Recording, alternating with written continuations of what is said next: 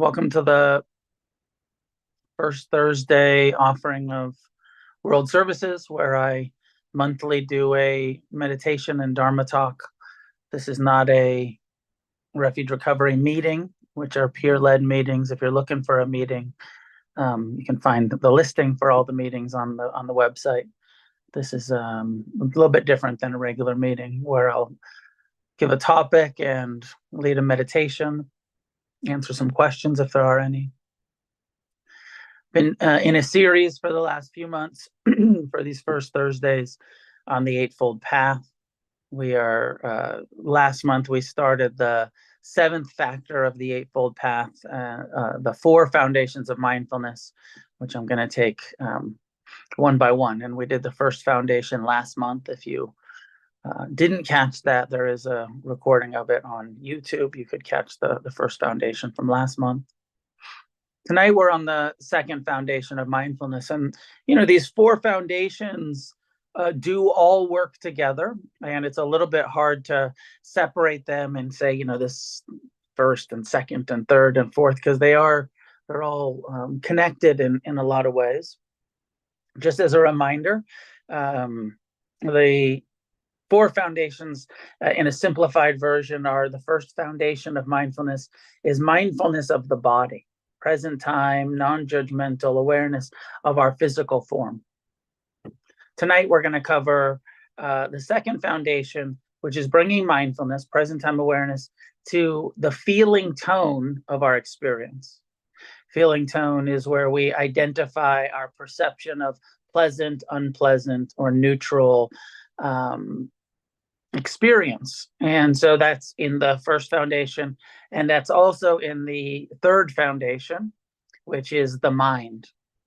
So thoughts, emotions, moods, attitudes, all of that is third foundation. Mental formations. And then the fourth foundation is the how we comprehend experience. It's the technical term is mindfulness of the truth, of the Dharma. And it's where the Buddha says, now be mindful of the Four Noble Truths, be mindful of the five hindrances, of the seven factors of awakening, of the six sense doors. There's a bunch of lists that we're mindful of in the fourth foundation.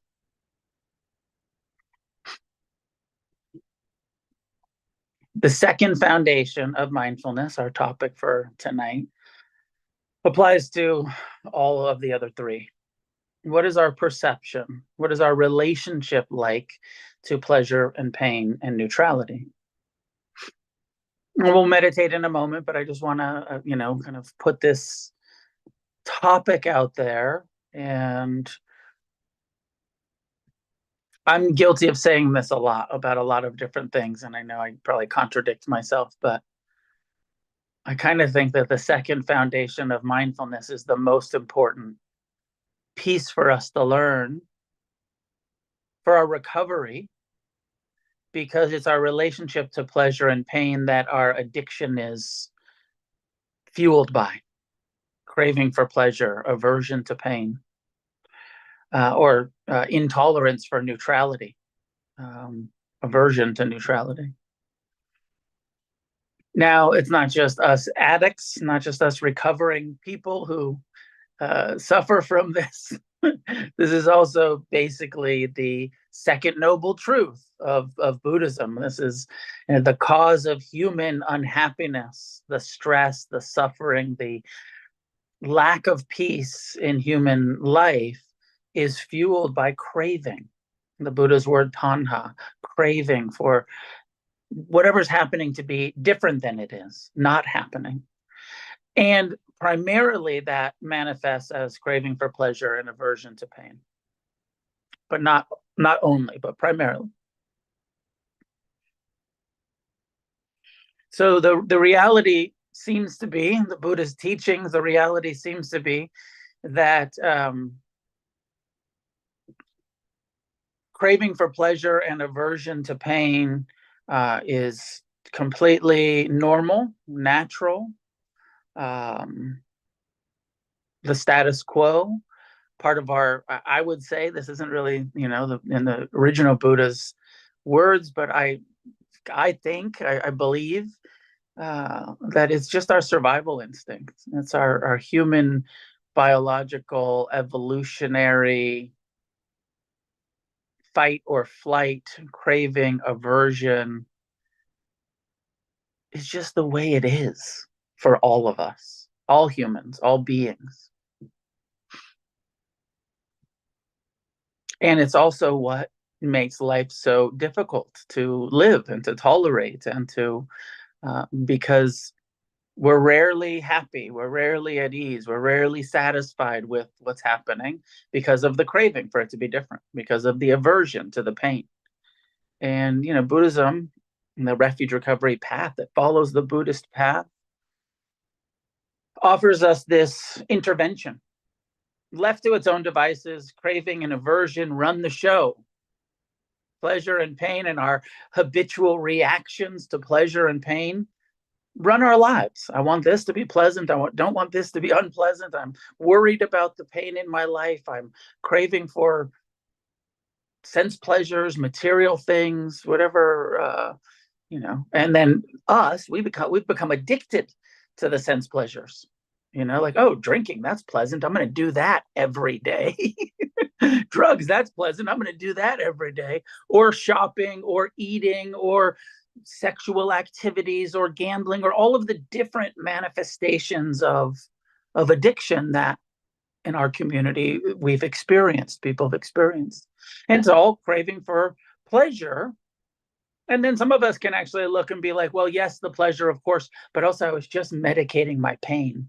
I was just trying to escape from the unpleasant emotional experience or traumas I'd experienced, or insecurity, the unpleasant mind states, unworthiness, all of those aversion to the unpleasant mind states.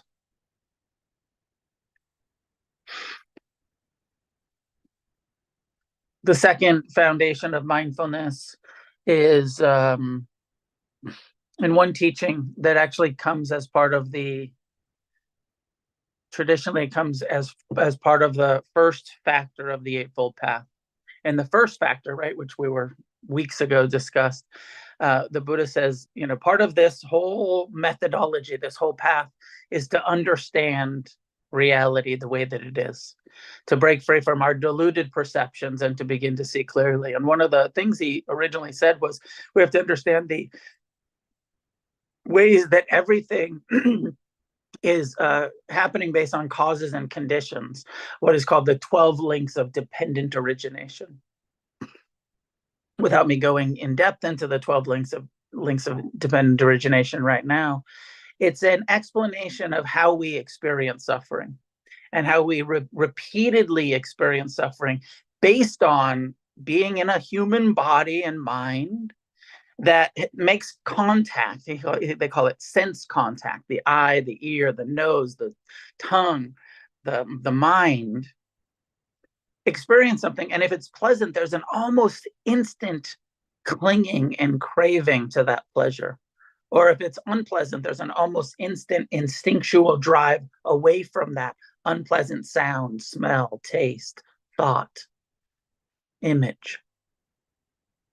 And this is where the Buddha says the only way to break this cycle is through mindfulness. If we develop mindfulness of the body, of the mind, of the sense doors, and we bring mindfulness to, oh, that's pleasant, that we can intervene with that craving, clinging, addictive process. It's the second foundation that is the intervention when we bring awareness to what's happening right now. I'm seeing something and it's pleasant, and now I'm lusting. I'm hearing something and it's pleasant, and now I'm lusting. I'm craving. Or I'm smelling something and now I'm craving. It's only when there's that mindfulness of like, what just happened? Oh, I saw something pleasant. I walked past a liquor store. All of a sudden I was wanting to drink. My eye contact, saw liquor, or just the thought arose in my mind. And that thought, oh, booze or drugs or sex or money or whatever it was. And then that process of craving without mindfulness, it happens so quickly and so habitually. We often, obey our minds, obey that craving.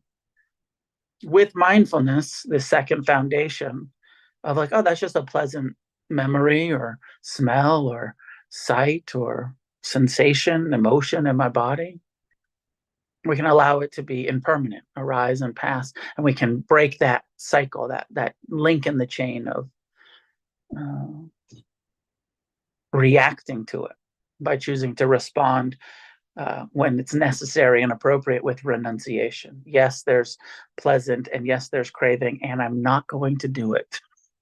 I'm not going to pick up that drink. I'm not going to pick up that.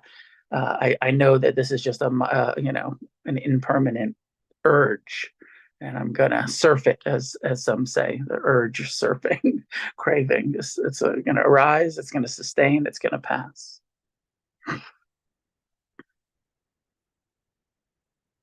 So we'll meditate for a little bit on on the second foundation. Probably start with some first foundation, body awareness, and then we'll do some investigation of the sense doors and our perception of pleasant, unpleasant, neutral. Now, if you're somewhat new to meditation, it does take most of us a while to get present enough to really be able to identify the feeling tone, to really be able to, experience in kind of real time the feeling tone. For most, I think that it's in retrospect. You're like, what just happened? Oh, something, there was some craving, there was some aversion that triggered the pleasant, the unpleasant. I was reacting. We see it in recollection and retrospect.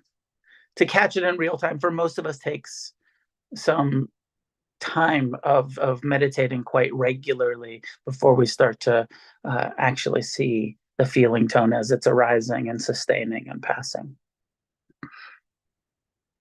I hope that makes enough sense for an intro. Um, I guess that last kind of warning is just like, if you can't quite do it yet, that's okay. Keep going. And, as they say, more will be revealed, and our skills in meditation deepen over the years in meditation. So finding a way to be that's upright and relaxed, and as you're ready, allowing your eyes to be closed.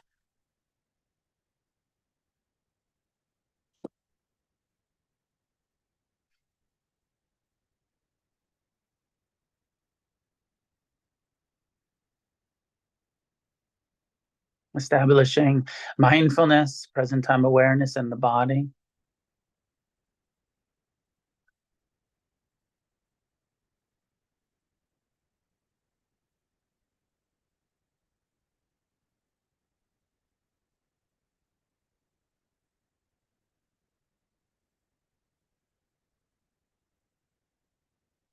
Bringing a intentional internal attitude, aspiration of friendliness, of kindness.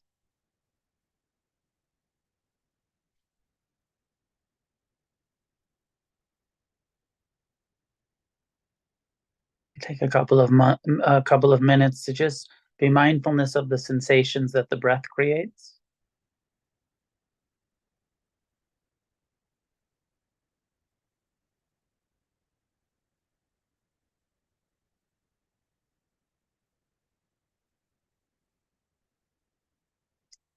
Breathing in, know that you're breathing in. Breathing out, give your full awareness to the breath, letting the thoughts be in the background, trying to focus our attention, directing our attention to the chosen object of awareness, which for now is the breath.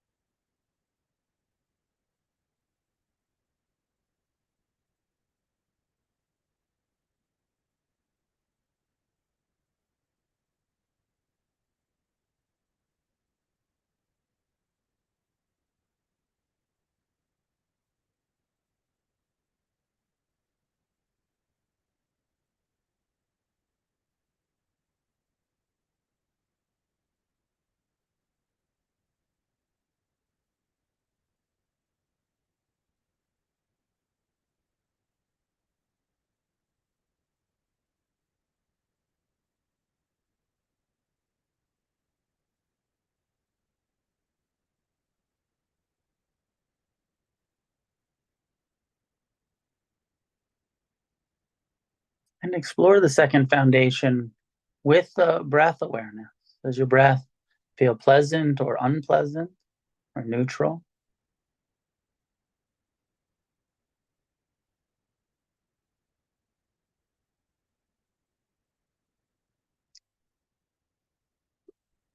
Investigating each breath new, even if the last one was neutral. What's this one feel like?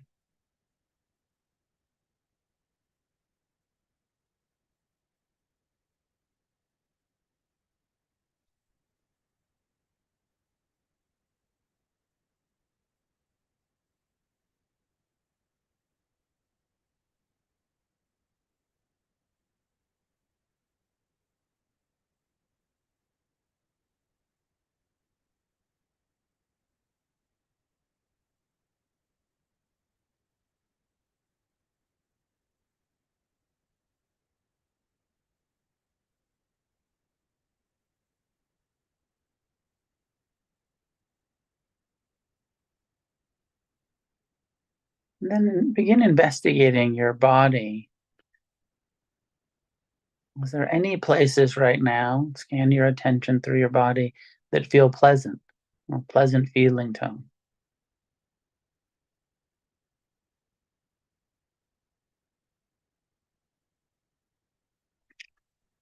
I often find that when I bring awareness to how my hands are resting on my legs as I meditate, that contact, the warmth, the connection of my hands is pleasant.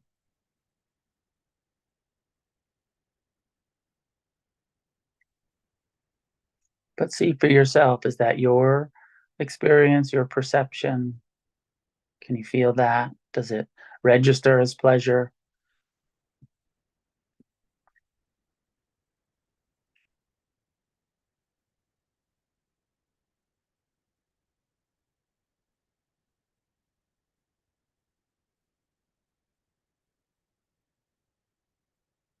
Perhaps if you're comfortable in the seat that you're in, the feeling of being supported by the chair,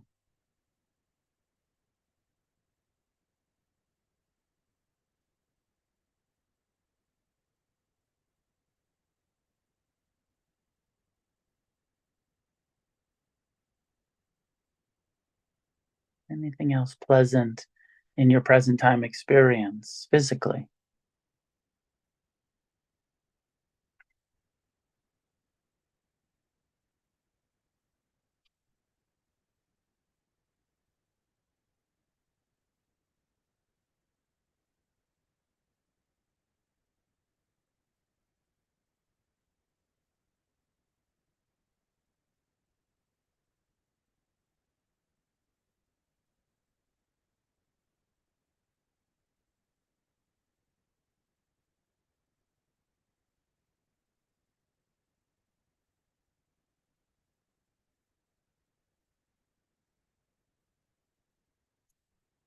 And now shift the lens that you're looking through, investigating unpleasant. Is there any physical discomfort in your body? Look for places of tension, if the belly's tight or the jaw and the shoulders.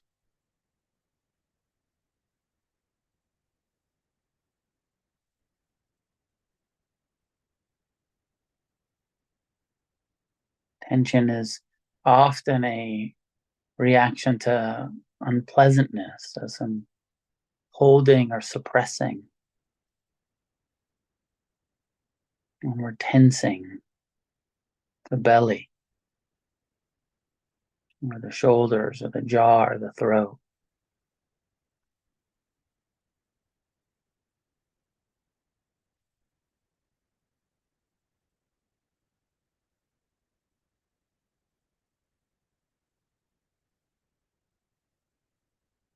Usually, after sitting still for a few minutes, we can start to identify unpleasantness, discomfort.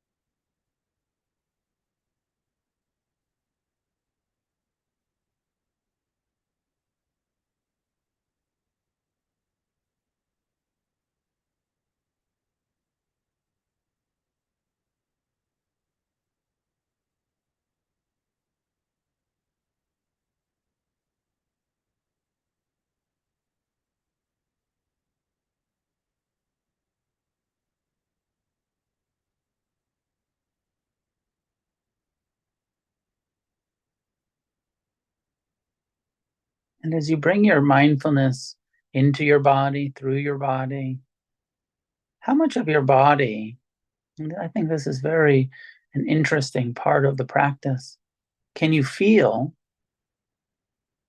but it's neither pleasant nor unpleasant? The sensations in the arms and legs, where you're aware there's sensation there, but they're not comfortable nor uncomfortable. They're not perceived, they're not experienced as, oh, my arms feel so pleasant or so painful, so unpleasant.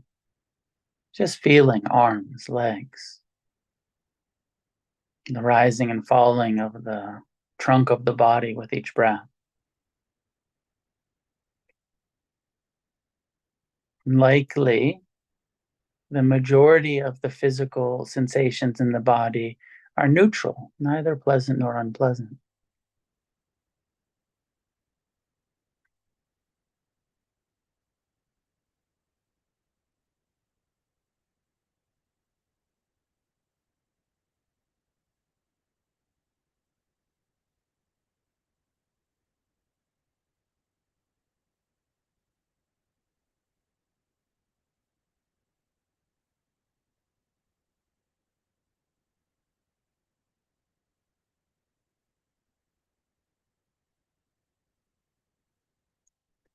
Now, shifting from the body to the sense doors,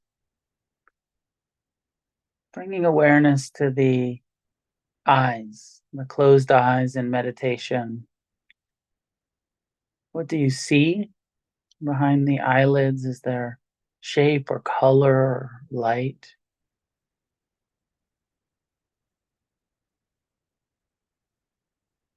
Sometimes we get a sense of the shape of our body sitting in the space that we're in, even behind the closed eyelids, like it's projected onto a screen. What's your experience of seeing when the eyes are closed?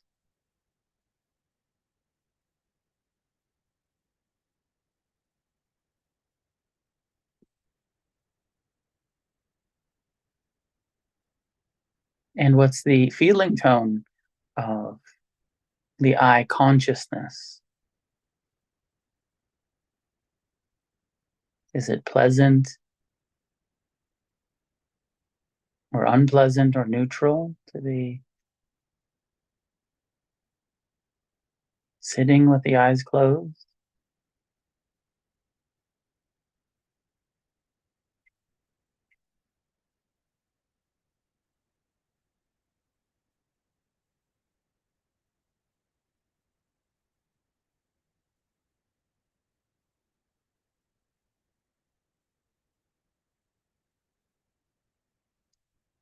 And redirecting to smelling, down from the eyes to the nose. Is there any sense of smell in your direct experience right now? Any smells in the room that you're in?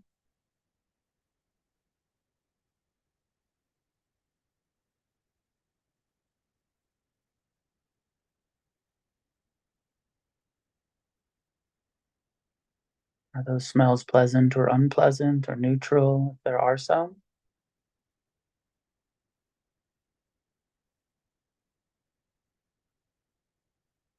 And bringing the awareness from the nose into the mouth, the tongue, feeling your tongue resting in your mouth, your palate, all of the taste buds, the sense door of tasting. Although you're hopefully not eating anything right now, is there any taste in your mouth?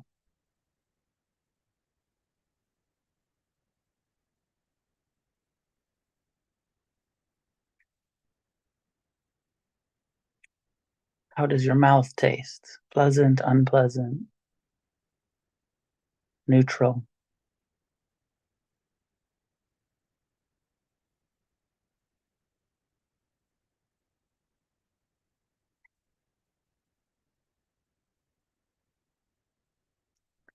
seeing how you can move your attention. You can direct it. You can choose. I was paying attention to the breath, then I was investigating the body, the eyes, the nose, the mouth.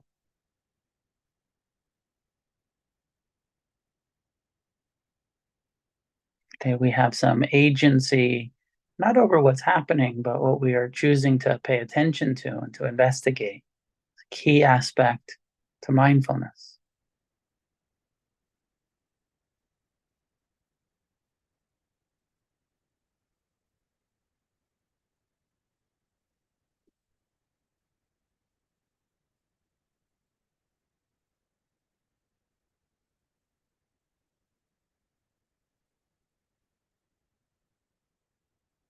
Now coming to the sense door of sound, of hearing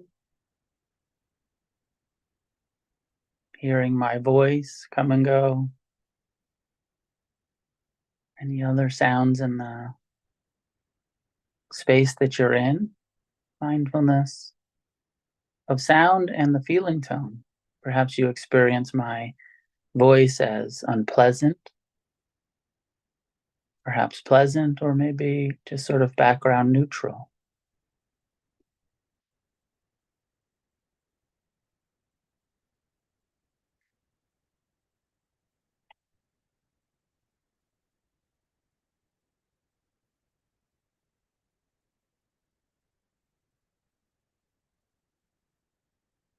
What else can you hear? Can you hear that ringing in your ears? In my space, I can hear a clock ticking. I can hear some airplanes outside in the distance, traffic.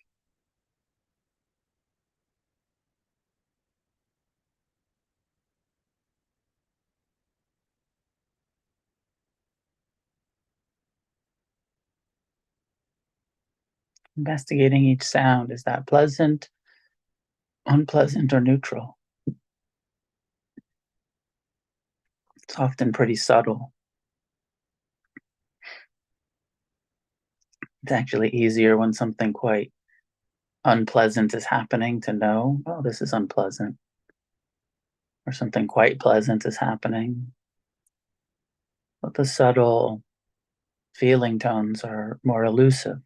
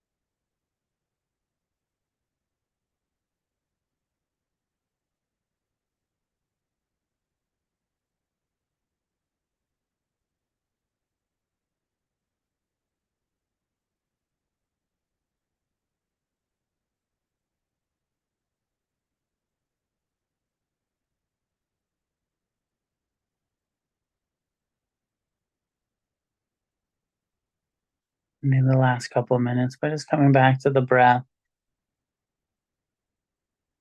the heart, the mind, a more inclusive present time awareness.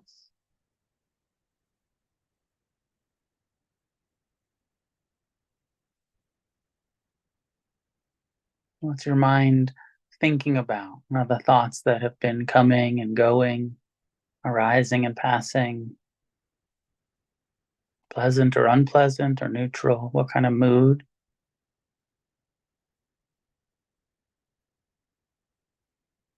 How's your heart right now? Is there joy or sorrow, serenity or turmoil?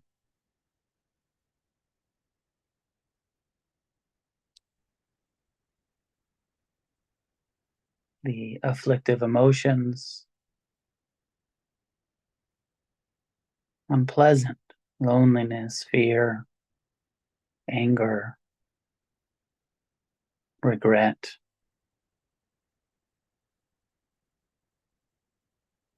The mind's tendency to worry, to criticize, to compare. So many unpleasant habits of our human mind, the craving, the aversion.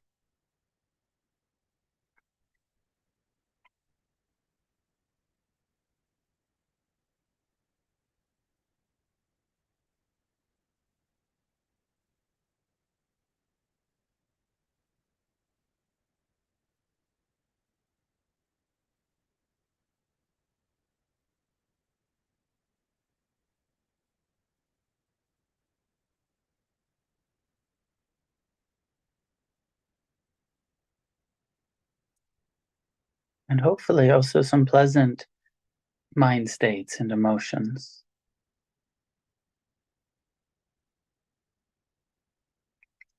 Taking the last minute or so to try to incline your mind towards appreciation and gratitude. Grateful for this community, for the people we've connected with, for the teachings, the process, the path, the instructions that guide us to recovery.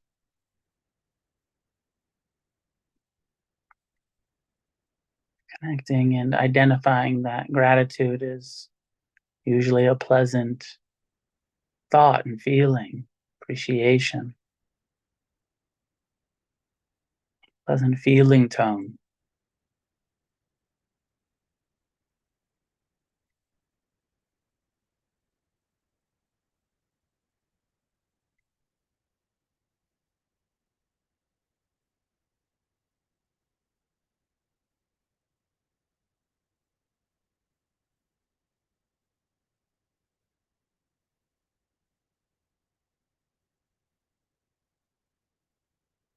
And when you're ready,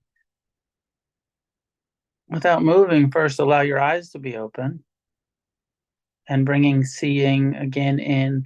And just as you see, is it pleasant or unpleasant or neutral? And then as you choose to move, really move mindfully. How does your body want to move? And then feel the sensations, the feeling tone of that movement, that stretch or that readjustment.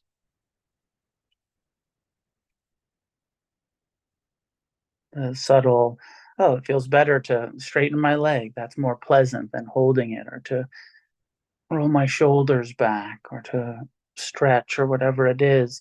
And feeling that, like, oh, yep, that feels more pleasant than just sitting there. Um,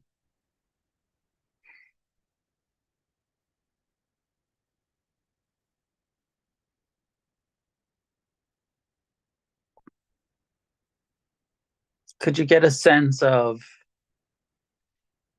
what the instructions are, what we're being asked to do, and how difficult it is to, so much of what's happening is it's happening so fast, and it's so subtle. So many of the things that we hear or see or smell or taste or feel in the body or in the mind's going so quickly, thoughts just arising and passing through our awareness, that it's difficult. You can't catch it all at once. But part of mindfulness, and connected with the next factor, the eighth factor of the path, concentration, is the more we meditate, the more we learn to be able to connect and sustain and investigate, and where we can actually um, choose what we're paying attention to, and sustain awareness of it, and be like, okay, I'm paying attention to sound, I'm investigating sound. Yes, my mind's still thinking, but I'm paying attention, I'm investigating to sound. We use the breath as the core, what we call anchor. I'm choosing to pay attention to my breath, I'm focusing there, I'm investigating it. Yes, my mind's still thinking, but I don't have to get awareness drawn off into, I can come back to the breath, I can connect and sustain. Connect, sustain, investigate the feeling tone. We investigate a lot of different things, but in this case, the pleasant, unpleasant, neutral. perception. And I do think it's important and worth discussing that it really is personal. It's your perception. Um, and I can hear some sirens outside my room. And, so our perception of that, and, there's, I don't know how many people, 30 people here or something like that. And, we would all maybe have different perceptions of that sound. Maybe a better example is like we could put on some music. The 30 of us could get together and take turns putting on music. And and you right, like immediately you'd be like, ooh, unpleasant. I don't like what you listen to. That's unpleasant.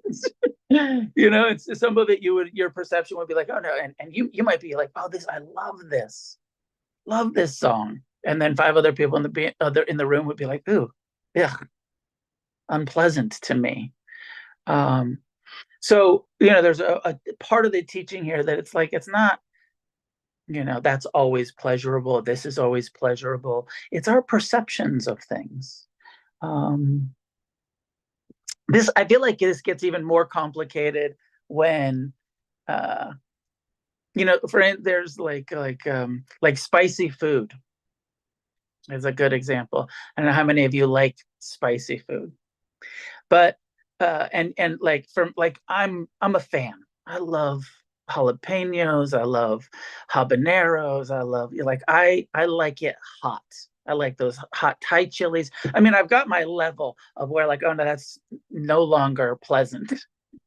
Uh, but the truth is, I think, from what I've heard, spice is not a flavor; it's pain. It's not actually a taste. Those, I mean, yes, they have a little bit of taste to them, but what they're actually doing is they're burning your taste buds. It's creating a pain in your mouth, And some of us, so for me, that kind of pain, the pain of spicy chilies, I find quite pleasant. But you give that to someone else, and they would say, "Oh, what are you like? You're burning my mouth. What are you doing? Like this is so unpleasant." Just as an example of it's really our perception, like what you might find pleasant I might not find pleasant, what I find pleasant, and some of the things that some of us find pleasant are actually painful experiences. And we have to kind of wake up to that, of like there's certain levels of pain that I actually enjoy, like habaneros. Like Thai, those tiny little Thai chilies, like that fucking hurts and I love it. So it's painful, but my perception of it is pleasant. And probably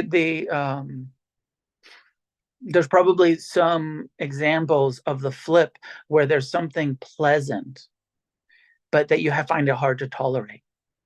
Um, Maybe I don't know if this is a good example or not, but like when someone pays you a compliment, when someone is singing your praises and publicly kind of being like, you're amazing.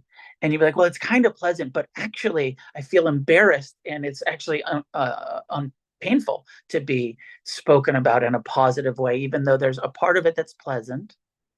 I'm glad that you don't hate me. I'm glad that you like me, but you're embarrassing the shit out of me and it's really unpleasant. So that, that perception of where it's not so cut and dry, like praise is always pleasant, blame is always unpleasant. Uh, you know, Even pleasure is always pleasant and pain is always unpleasant. Sometimes the painful things, like the chili example, we perceive as pleasant. So it's your perception. It's not the definition of that, but it's your perception of that sound, of that smell, of that taste, of that sensation, that emotion, that mind state or habit of mind.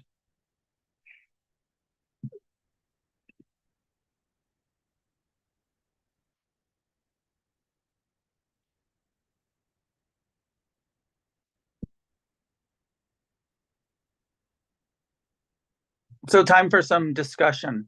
I'm on my phone, so I don't know how good I'm going to be at trying to call on you. Sebastian, if you're still here, I might need your help. Questions about the second foundation of mindfulness and how to use it in your recovery. Maybe, it's in our lives, but I really do feel where I started this conversation. I really feel like this is so key for us. And part of what we need to do is turn towards the pain and learn to be more tolerant and ultimately compassionate. And turn towards the pleasure and learn to see the impermanent nature, and that the craving for it to stay or for it to increase is impermanence, going to arise and pass, and learning to tolerate craving. Um, and just theoretically breaking our delusion, sorry to, I think it's a delusion that pleasure equals happiness and pain equals unhappiness or suffering. And starting, learning that actually we can be in pain and learn to accept it. We can be in neutrality and learn to accept it. We can change our relationship to pleasure and pain and neutrality in a long-term meditation practice in a radical way, where we develop the sense of equanimity, whether what's happening is pleasant or unpleasant. And we don't drink about it, and we don't use about it, and we don't act out and cross our bottom lines about trying to escape from the unpleasant to create temporary pleasure. And we learn to be with what is. This is relapse prevention. This is long term, ensuring our recovery. Erica, I see a hand. You can unmute and Um, jump in. yep. All right. Well, I just wanted to comment what you just said, I think for me nails it. It is this deep aversion to pain in any way. And I think it brought on my autoimmune. Like for my life, I was able to focus outside of my body. I could distract. I could really notice, be curious outside my body. But when it came to coming back to sit with my body, and maybe it's just because I've had a pain throughout my life pretty consistently, that I learned to disconnect. And now this process of learning to sit with the pain and know, like, the suffering was actually, I think, my aversion to pain. It was not allowing me to be compassionate with the pain, sit with it and know it's impermanent. And I feel my body healing as I'm actually sitting with whatever discomfort, meeting it with compassion, being curious and meeting it with compassion. And like I can feel that these trauma responses I've had, this tightness I've created almost like throughout my body, literally, that I had been clenching for 50 plus years. And then now noticing it and being able to be like, okay, I'm clenching, I'm tense, and know what neutral feels like alongside pain. And it's Yeah, just for me has opened up like this healing that I don't think I ever would have found without it. yeah, I love that. And it ultimately, it takes a little while, and it's opening up the compassion for our pain, and we have to turn towards it in order to really start to feel some friendliness, some mercy, some tolerance, some compassion. And a life of running from it gets us here. Totally. Gets us addicted. It gets us here, and then we stop running from it. But there's a lot of people that practice abstinence that are sober, whatever it is, that don't know this wisdom, that are just not, there's just abstaining and don't know how to meet themselves with compassion. And ultimately, that's what this second foundation is teaching us. Yeah. Thank you.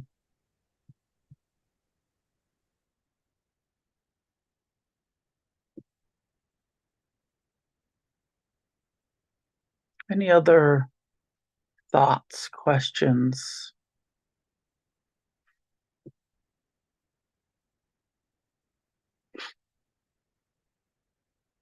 I thought that Okay, maybe I could put this as a question for, I don't know how to put it as a question. I thought that I wanted to experience serenity. I heard that that was a good thing. uh, Maybe what we call equanimity. And then, and I just had never experienced much of that my whole life. I always felt turmoil and difficult thoughts and feelings. And when I started to, after some years in meditation and lots of forgiveness practice and lots of compassion practice and loving kindness, and started to experience mind states and emotions that weren't so tumultuous, that were calm, that were. Um, but I have to admit, my early experience of maybe what we call serenity, I was a little bit disappointed because I thought it was going to be more pleasant. And I found it to be quite neutral. And then I had to investigate that and find that craving for pleasure was at play again, that I want peace that I actually don't want peace. I want bliss. I want ecstasy. I want, intense, habanero. I want, I want that shit to be spicy. And then, getting to that place of like, oh, I need to learn how to be bored. I don't need to learn how to be at ease in the midst and it took me a long time to develop tolerance for pain and emotional pain and an absence of chasing pleasure all the time. It took me an equally long time to learn to develop a greater tolerance for neutrality, and to say, like, okay, this isn't going to be pleasant. Even these spiritual experiences, these meditative experiences, they're not pleasant all of the time. The removal of the clinging and the aversion and the self-centeredness often is quite neutral. In comparison to suffering, peace is pleasant, is great. But the actual feeling tone of serenity isn't always pleasant. It's just an absence of suffering, an absence of unpleasantness. Um, so you might, those of you listening can investigate that in your own life. What's your relationship in general to pain? You have some sense of how tolerant or intolerant you are. What's your relationship to pleasure? You have some sense of how addicted you are, how, much craving, lust there is for pleasure. But also we tend to ignore the neutrality, like in the instructions. If you investigate your body, most of the time, I think this is true for most of us, you'll find some places of pleasure. A couple, my hands feel pleasant, my ass feels pleasant, a couple of places of pleasant. And there's a little bit of pain in my knee, a little bit of pain in my shoulder, something like that. And then 90% of my body, I can feel it, but it's neutral, neither pleasant nor unpleasant. Most of our experience, neither pleasant nor unpleasant. Our awareness seems to be, there's first of all what do they call it, the negativity bias, neuroscience calls it. Our mind is constantly scanning for what's unpleasant, and there's this bias for our awareness to go to what's uncomfortable. So that's mostly what we'll see and worry about and complain about.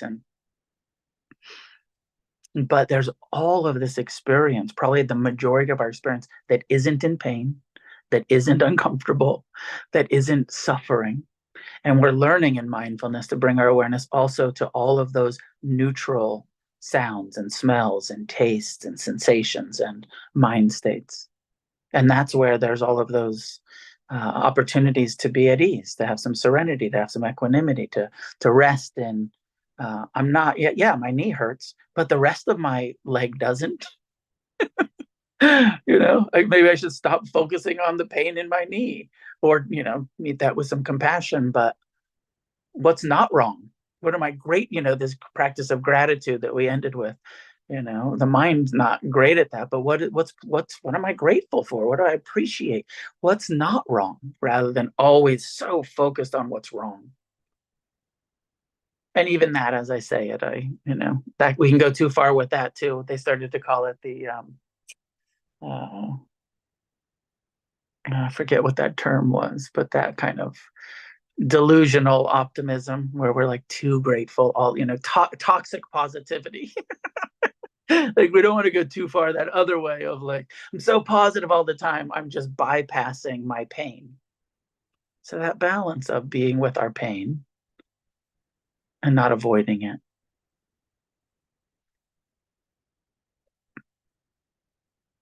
So thank you. I think we'll end there for tonight. Oh, Tim, you can go last one. Go for it. We'll end with Tim.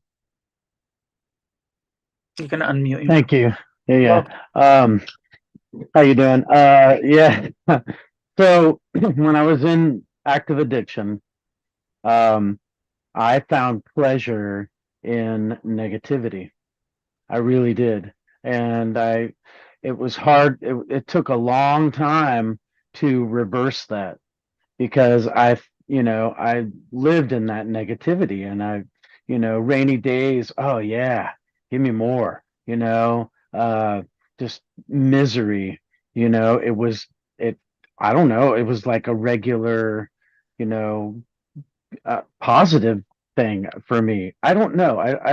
It's hard for me to explain that in terms that everyone would understand, but since I've, become sober and I live in a more positive state, it took me a long time to reverse that. It's like when you first get sober and you're like, how am I going to have fun without drugs and alcohol?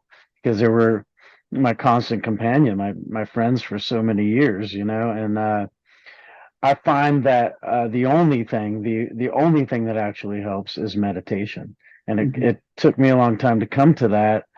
Um, but the more that I practice, the better I feel and the more I thrive in positivity. Uh, it's it's tough sometimes, man, because uh, I want, my habits, they want me to revert. And so, I'm a songwriter, right? And it's hard to write happy songs. It's way harder to write happy songs than it is to write, the FU and the middle finger to society. It really is, but I'm getting there, man. And this really, really helps. Like I said, it's the only thing that really does help. So thank you for letting me share. Welcome. I was just thinking, you were saying that thing that I was also alluding to, and I think is common for us in addicts in recovery, um, of sort of taking pleasure in that which is actually the negativity or that which is causing us more suffering. There was one teaching that you reminded me of when you were saying that, where the Buddha said he had met some leprosy, where and part of leprosy is that the I think often it starts with the hands and the digits. There's like necrotic flesh, like the flesh dies, the nerve endings die, and part like the fingers will fall off, and like you see with stumps and kind of partial limbs, and I guess it was a common, I guess it's not uncommon anyways in this teaching, this story, where sometimes lepers will, um, because it itches so bad. When the flesh is dying in leprosy, it itches so bad that they'll burn it with, actually kind of get a coal or something burning and burn their flesh, and it gives them a temporary relief from the itching.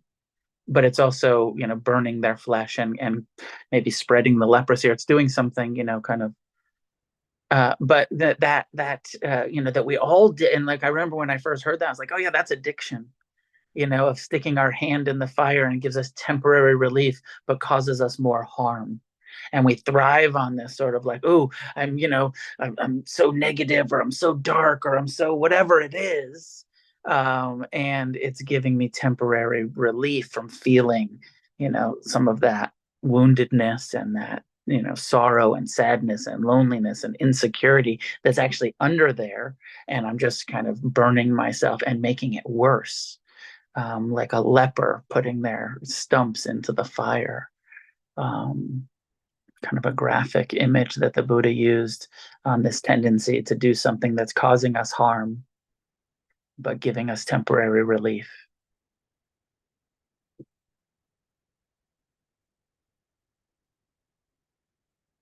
So we'll end there for tonight. Next month, I will go into the third foundation, mindfulness of the mind, and we'll explore that together. I hope you join me, and thanks for being here with me tonight.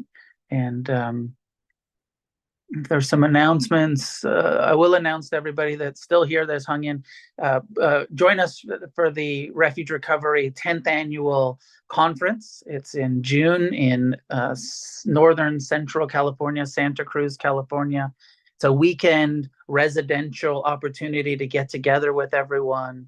A generous benefactor has offered scholarship money. Anybody that was thinking about coming that couldn't afford it, I think it's $350 to $500, depending on dorm or roommates.